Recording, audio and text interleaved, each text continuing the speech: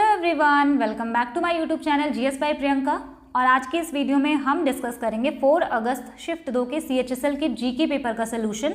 और आप इसको स्पीड ज़्यादा करके भी देख सकते हैं। और अगर आप इस चैनल पे नए हैं तो मैं बता दूं कि मैंने पीछे की भी सारी शिफ्टों का सोल्यूशन कराया है, तो आप प्लेलिस्ट में जाकर देख सकते हैं। चलिए स्टार्ट करते हैं। Question number 1, according to census of India 2011, what is the percentage of India's population that live in urban areas. Urban मतलब शहरी क्षेत्र में कितने लोग रहते थे, कितने परसेंट लोग रहते थे सेंसस 2011 के हिसाब से। तो राइट आंसर यहाँ पे हो जाएगा 31.16%। अगर आपसे पूछे मोस्ट अर्बनाइज स्टेट यानी कि किस स्टेट में शहरी आबादी सबसे ज़्यादा थी परसेंटेज वाइज, तो राइट आंसर यहाँ पे हो जाएगा गोवा। ये भी पूछा हुआ क्वेश्चन है। Next question, when was the smart city mission launched by the government of India. तो स्मार्ट सिटी मिशन जो है कब लॉन्च किया गया, तो राइट आंसर यहाँ पर 2015। ये ऐसी कुछ स्कीम या कुछ चीज़ें ऐसी होती है ना जो कि करंट अफेयर्स में नहीं आते, वो इतने इंपॉर्टेंट होते हैं कि वो पूछा ही जाता है। जैसे ये 2015 में लॉन्च हुआ, बट ये पूछा गया फिर भी 2023 में। Next, which of the following articles of the Indian constitution directs the state to provide a uniform civil code. तो यूनिफॉर्म सिविल कोड जो आता है वो आर्टिकल 44 में आता है। और मैंने एक वीडियो बनाई है directive principle of state policy याद करने के लिए शॉर्ट ट्रिक से। बिलीव मी, आप बहुत अच्छे से सारे आर्टिकल याद कर पाएंगे, तो आप जाके उस वीडियो को ज़रूर देखिएगा। Next question, which of the following is an award presented for classical dance form. Classical dance form के लिए कौन सा अवार्ड दिया जाता है, तो राइट आंसर यहाँ पे कालिदास सम्मान। सरस्वती सम्मान या ज्ञानपीठ अवार्ड ये तो लिटरेचर से रिलेटेड है, तो कालिदास सम्मान जो है ये अवार्ड दिया जाता है डांस फॉर्म्स को। Next question, Rahul Srivastava P becomes India 74th grandmaster with ELO rating of 2500। तो ये भी करंट अफेयर्स का ही था। Next question, which experiment was designed to trace the motion of earth through the luminiferous ether, a theoretical substance necessary for the transmission of light. तो luminiferous एथर के through earth की movement को trace करने के लिए कौन सा जो है एक्सपेरिमेंट किया गया था, तो माइकलसन एंड मॉर्ले एक्सपेरिमेंट किया गया था। देखिए कुछ क्वेश्चन जीके में ऐसे आएंगे जो आपने कभी सुना नहीं होगा, तो सबसे अच्छा तरीका इसका यही है कि आप प्रीवियस ईयर क्वेश्चन पेपर करिए, क्योंकि इनके रिपीट होने के चांसेस ज़्यादा रहते हैं। Next question, which of these was not one of the reason for the break in the 5-year plan after 3 consequent 5 years plans were formulated. तो कह रहा है कि कौन सा इनमें से एक रीज़न नहीं था 5-year प्लान में ब्रेक आया था। जैसा देखिए, हमारा फर्स्ट 5-year प्लान 1951 में आया था ना, और ये चला था 56 तक। दूसरा वाला 56 से आया था और ये चला था मतलब 1956 से 1961 तक। उसके बाद थर्ड वाला 61 से 66 तक। लेकिन उसके बाद 1966 से लेके 1969 तक प्लान हॉलीडेज आ गए थे। तो क्यों आए थे वो, क्योंकि उस टाइम पे चल रहा था India Pakistan conflict, devaluation of domestic currency और 2 सक्सेसिव ईयर ऑफ ड्रॉट्स। इसकी वजह से थर्ड 5-year प्लान ही फेल हो गया था। उसके बाद प्लान हॉलीडे हो गया था। तो उसके बाद ही ना इन तीनों कारणों की वजह से 5-year प्लान में ब्रेक आ गया था। तो इसमें पूछ रहा है कि कौन सा रीज़न नहीं था, तो गल्फ वॉर जो है इसका रीज़न नहीं था। वैसे भी अगर आप ऑड वन आउट करके करते तब भी ये क्वेश्चन आप कर ले जाते। Next question, who founded the east India association in London. तो ईस्ट इंडिया एसोसिएशन किसने बनाया लंदन में, तो राइट आंसर यहाँ पे दादा भाई नौरोजी। और इनकी एक बुक है ना, आप याद रखेंगे, very very important, poverty and British rule in India. ये बुक क्यों इम्पॉर्टेंट है, क्योंकि पहली बार किसी ने पॉवर्टी की अनऑफिशियल सी डिफिनीशन मतलब इन्होंने दी है, बट दी है, तो ये बुक काफ़ी ज़्यादा इंपॉर्टेंट है। ये जो लिखा है A.O. ह्यूम, तो ये है एलन ऑक्टावियन ह्यूम। तो इन्होंने 1885 में INC बनाया था, इंडियन नेशनल कांग्रेस। तो ये भी आप याद रखेंगे। Next question, which river originates from the southern part of Devaranya Durg hill in Tumkur district and flows for about 221 kilometre before joining Kaveri. तो कावेरी को ज्वाइन करने से पहले भी 221 किलोमीटर जाती है।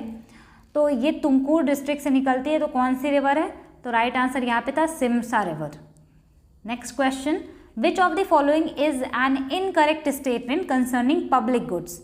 पब्लिक गुड्स के रिगार्डिंग कौन सा स्टेटमेंट इनकरेक्ट है, तो पहला ऑप्शन यहाँ पे था usually public goods are provided by the government. तो बिल्कुल सही है, पब्लिक गुड गवर्नमेंट प्रोड्यूस करती है।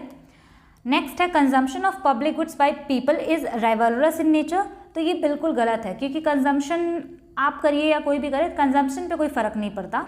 It is not easy to collect fees for public goods from every individual. तो ये बिल्कुल सही है कि पब्लिक गुड जो भी आता है तो हर इंडिविजुअल से गवर्नमेंट फीस ले, ऐसा पॉसिबल नहीं है। Public goods are non excludable in nature. तो ये भी सही है, नॉन एक्सक्लूडेबल होते हैं, लेकिन कंजम्पशन इसका राइवलरस नहीं होता। तो ये यहाँ पे इनकरेक्ट था। Next question, the first world deaf T20 cricket championship will be organised by. First world deaf T20 cricket championship और किसके द्वारा किया जाएगा ये पूछा था, तो इंडिया ने किया था इसको। Next question, white light is an example of. White light जो है वो पॉलीक्रोमैटिक लाइट का जो है एग्जाम्पल है। Next question, which of the following is not a factor impacting India's climate. तो इनमें से किसकी वजह से इंडिया का क्लाइमेट अफेक्ट नहीं होता। हिमालयन माउंटेन से तो होता है, इंडियन ओशन से भी होता है, वेस्टर्न घाट से भी होता है, सहारा डेजर्ट से हमारा इंडिया का क्लाइमेट इम्पैक्ट नहीं होता। Next question, Indian council of historical research is a captive body of dash government of India. तो Indian council of historical research जो है ये किस मिनिस्ट्री के अंडर आती है ये पूछा गया है। तो राइट आंसर यहाँ पे है मिनिस्ट्री ऑफ एजुकेशन।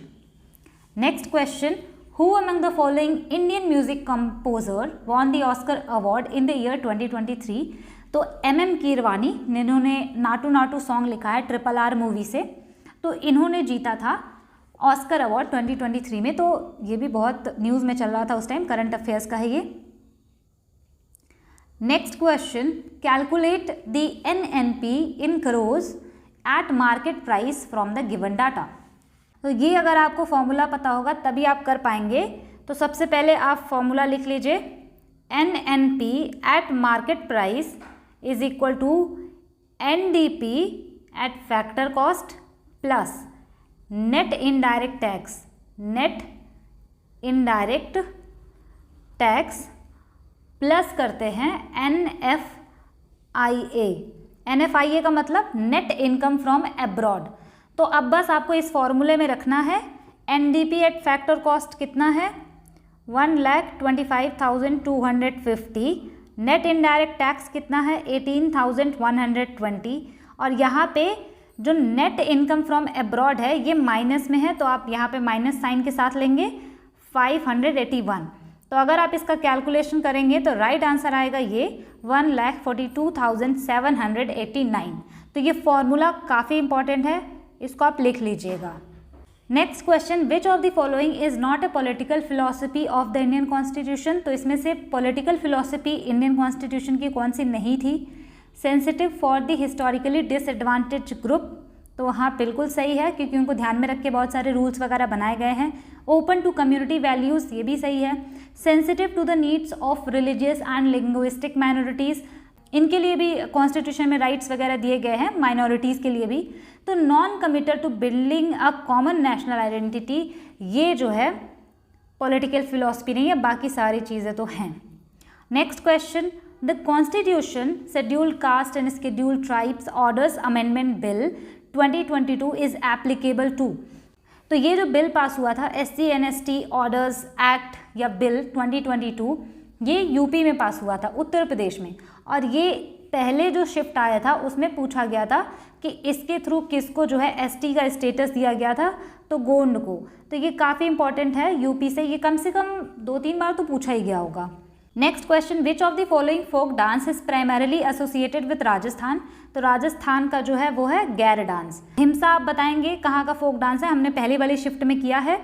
और बिहू अगर पूछे तो ये असम का है, और ये टापू अगर पूछे तो ये अरुणाचल प्रदेश का, और ये भी पूछा हुआ क्वेश्चन है और इन्हीं शिफ्टों में पूछा गया है। Next question, what was the theme of the 75th year celebration of the Indian independence day. 75th जो इंडियन इंडिपेंडेंस डे मनाया गया उसकी थीम क्या थी, तो nation first always first. Next question, which of the following is true. A, physical deficit is finance from borrowings. B, recovery of loans is a revenue receipt. तो यहाँ पर जो है केवल ऑप्शन A सही है। ये लोन की जो रिकवरी है ये रेवेन्यू रिसीट में नहीं आती, तो इसलिए ऑप्शन A ही सही होगा। और ये क्यों नहीं आती, तो आप ये रेवेन्यू रिसीट वाला मेरा एक वीडियो मैंने डाला है छोटा सा, आप उसको देख सकते हैं। फिजिकल डेफिसिट क्या होता है कि गवर्नमेंट ने मान लीजिए 10 लाख करोड़ रुपए कमाए और गवर्नमेंट ने 15 लाख करोड़ रुपए खर्च कर दिए बाकी सारे स्कीम वगैरह में, तो 5 लाख का ये जो गैप क्रिएट हो जाता है, मतलब जितनी कमाई हुई उससे ज़्यादा जो खर्चा हो गया, उसी को बोलते हैं फिजिकल डेफिसिट। और ये फिजिकल डेफिसिट कहाँ से पूरी करती है गवर्नमेंट? उधार लेकर के, बोरोइंग के थ्रू। तो ये तो सही ऑप्शन है, लेकिन बी वाला जो है ये रॉन्ग था, तो ओनली ए ऑप्शन यहाँ पर राइट है। Next question, which of the following is a correct expression? तो यहाँ पे कह रहा है कि depreciation is equal to net investment minus gross investment, तो ये रॉन्ग है। Net investment is equal to gross investment minus depreciation, यानी नेट इन्वेस्टमेंट निकालनी हो तो अब ग्रॉस इन्वेस्टमेंट यानी जितनी आपने इन्वेस्टमेंट की है टोटल और उसमें से डेप्रिसिएशन घटा देंगे तो आपकी नेट इन्वेस्टमेंट आ जाएगी। नेक्स्ट क्वेश्चन, और ये करंट अफेयर से था, which Indian cricketer was the special guest at the Melbourne Indian film festival in 2022? तो कपिल देव को बुलाया गया था एज ए स्पेशल गेस्ट।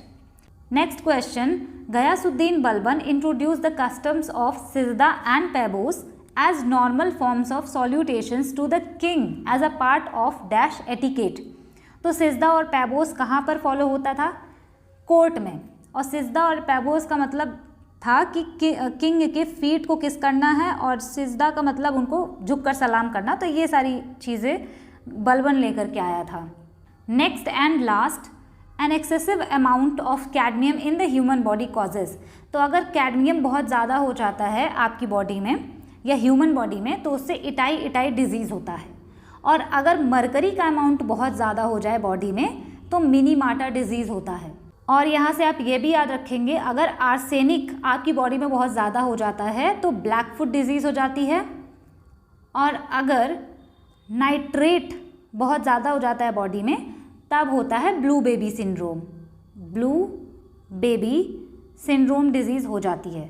तो आप यहाँ से ये याद रखेंगे, मरकरी वाला बहुत इंपॉर्टेंट है और ये कैडमियम का इटाई।